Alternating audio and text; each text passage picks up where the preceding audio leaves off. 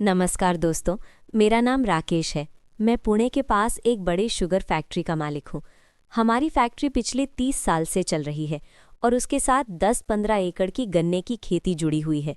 Factory के compound में हमारा बड़ा बंगला है, 2 मंजिला, स्विमिंग पूल, जिम, गार्डन, सब कुछ। घर में सिर्फ मैं और मेरी पत्नी पूजा रहते हैं। हमारे दोनों बच्चे पढ़ाई के लिए अमेरिका में हैं।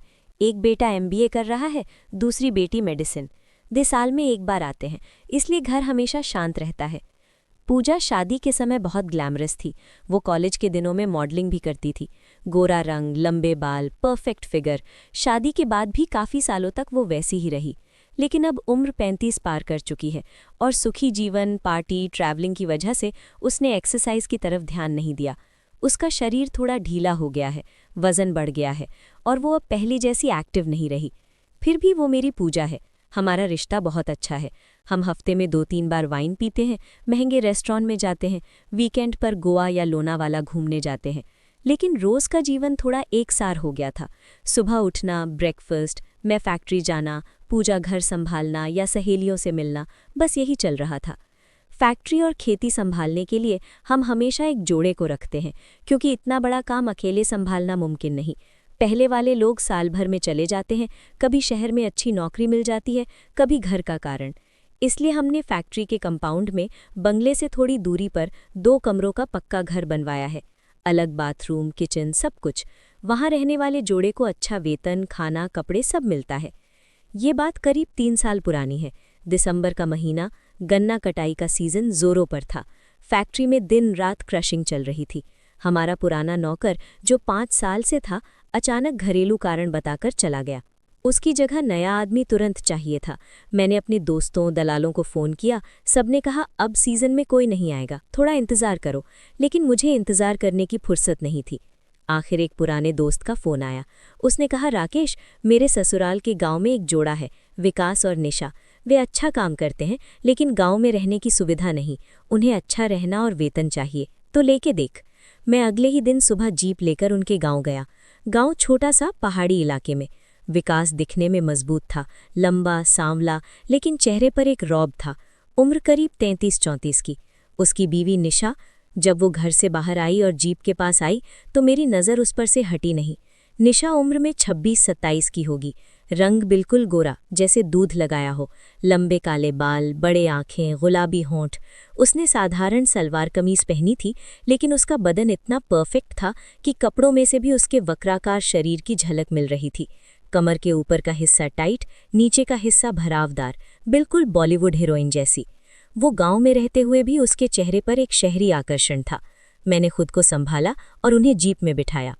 घर लौटा तो पूजा ने उन्हें देखा। उसने निशा को घर में बुलाया, चाय पानी दिया। विकास को मैंने फैक्ट्री के काम की जिम्मेदारी दी। रात की शिफ्ट, मशीनरी देखना, गन्ने की व्यवस्था। निशा को घर और खेत में मदद करने को कहा। दोनों ही तुरंत काम पर लग गए। विकास काम में बहुत ईमानदार था, कभी शिकायत नहीं, समय पर सब कुछ। निशा घर में खाना बनाती, कपड़े धोती, खेत में जाती। वो जब घर में झाड़ू लगाती या कपड़े सुखाने डालती तो उसकी हरकतें देखकर मेरा ध्यान उस पर चला जाता। मैं ऑफिस से घर आते समय जानबूझकर गाड़ी रोकता और कंपाउंड में घूमता। निशा जब पानी भरती या बगीचे में काम करती तो वो झुकती। उसकी साड़ी का पल्लू सरकता, ब्लाउज टाइट होकर उसके भरावदार सीने की आकृति दिखती। उसके गोरे हाथ पैर, कमर की वक्रता, सब कुछ मुझे पागल बना रहा था। मैं खिड़की से घंटों खड़ा होकर उसे देखता। मुझे अपने जवानी के दिन याद आते, जब मैं पूजा से पहली बार मिला था। वैसी ही उत्कंठा, वैसा ही जुनून। कुछ दिन बीते। एक रात मैं देर से घर आया। पूजा नहाकर बाहर आई, गीले बालों से टॉवल लपेटा हुआ। उसका चेहरा बेचैन था। उसने मुझे धीरे से कहा, राकेश, मुझे आज लगा कि बाथरूम की खिड़की से कोई मुझे देख रहा था। खिड़की की झिरी से नज़र महसूस हुई। मैंने पूछा, कौन होगा? वो बोली, मुझे विकास पर शक है। उसकी नज़र हमेशा मेरी तरफ घूमती रहती है। मुझे गुस्सा आया। मेरे घर में रहकर, मेरे पैसे पर जीकर, मेरी बीवी की तरफ टेढ़ी नज़र। मैंने तय किया कि उसे रंगे हाथों पकड़ना है। 2-3 दिन मैंने निगरानी की। एक रात मैं जानबूझकर फैक्ट्री के पास गया। विकास रात की शिफ्ट देख रहा था। मैंने उसे बुलाया और शांत स्वर में पूछा, विकास, परसों रात तुम बंगले के पीछे क्या कर रहे थे? वो घबरा गया, चेहरे पर पसीना आ गया। आखिर कबूल किया, मालिक, मैं मैडम को नहाते देख रहा था, माफ करना। मैं गुस्से से उसे मारने वाला था कि वो हाथ जोड़कर बोला, मालिक 1 मिनट सुनो, मैं गलत हूँ, लेकिन मर्द की जात ऐसी होती है, अपनी बीवी कितनी भी सुंदर हो, दूसरे की हमेशा भूख लगती है। ये सिर्फ मुझे नहीं, सबको लगता है, बड़े बड़े लोगों को भी। मैंने उसे रोका, लेकिन वो आगे बोला, मालिक आप भी तो निशा को रोज देखते हैं, मैंने देखा है, आप ऑफिस की खिड़की से घंटों उसे निहारते हैं, आपकी नजरों में वो भूख मैं पहचानता हूँ। मैं स्तब्ध रह गया। उसने मेरे मन की चोरी बिल्कुल सटीक पकड़ ली थी। मैंने गुस्से से कहा, लेकिन मैं सिर्फ देखता हूँ, तेरे जैसे गंदे काम नहीं करता। वो धीमी आवाज में बोला, मालिक एक प्रस्ताव है, हमारी दोनों की समस्या एक जैसी है, हम सहमति से अदला बदली कर लें। मैं पूजा बाई को सुख दूंगा, आप निशा के साथ रात बिताओ। निशा बहुत जोशीली है, देहाती, लेकिन सुख देने में उसकी बराबरी नहीं। इसमें किसी को तकलीफ नहीं और सब गुप्त रहेगा। उसके शब्द सुनकर पहले मुझे झटका लगा, लेकिन मन में कहीं निशा के प्रति दबी हुई चाहत उबाल पर आ गई। मैंने ऊपरी तौर पर गुस्सा दिखाकर उसे भगाया और कहा, फिर कभी ऐसा बोला तो नौकरी से निकाल दूंगा। लेकिन घर लौटते समय मेरे दिमाग में उसके शब्द घूम रहे थे। निशा को पास पाने की, उसके उस गोरे मुलायम बदन को छूने की कल्पना ही मुझे उत्तेजित कर रही थी। अगले दिन दोपहर में विकास फैक्ट्री में था। मैं जानबूझकर निशा के घर गया। दरवाजा थोड़ा खुला था। मैंने अंदर झांका। निशा नहाकर निकली थी। उसने साड़ी पहनी थी, ब्लाउज अभी बांधा नहीं था। उसके गीले बाल खुले थे, बदन से पानी की बूंदें टपक रही थी। उसका वो गोरा भरावदार यौवन आधा खुला था। उसके सीने की ऊंचाई, कमर की पतलापन, कूल्हों की गोलाई, सब कुछ आंखों के सामने आ गया और मेरी सांस रुक गई। उसने मुझे देखा। वो चीखी नहीं, भागी नहीं, सिर्फ पल्लू लेकर सीना ढका और शर्माते हुए लेकिन मदभरी मुस्कान के साथ बोली, मालिक आप कब आए? बैठो ना, मैं चाय बनाती हूँ।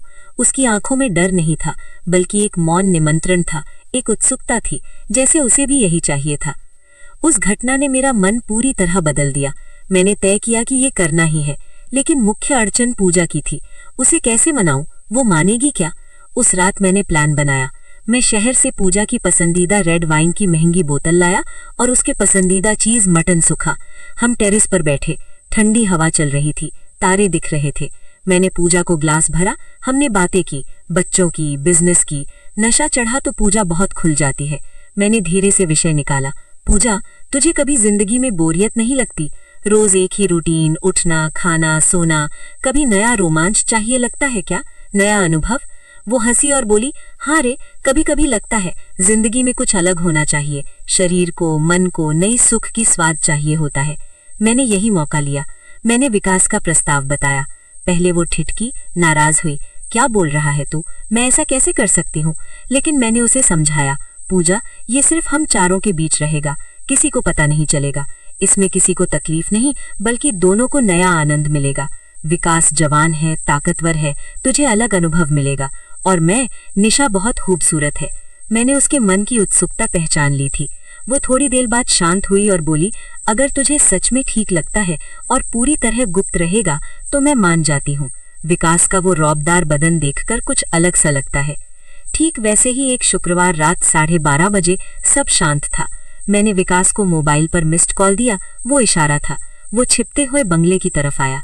मैंने उसे अंदर छोड़ा और खुद निशा के घर की तरफ निकला। मेरा दिल धड़क रहा था, हाथ कांप रहे थे।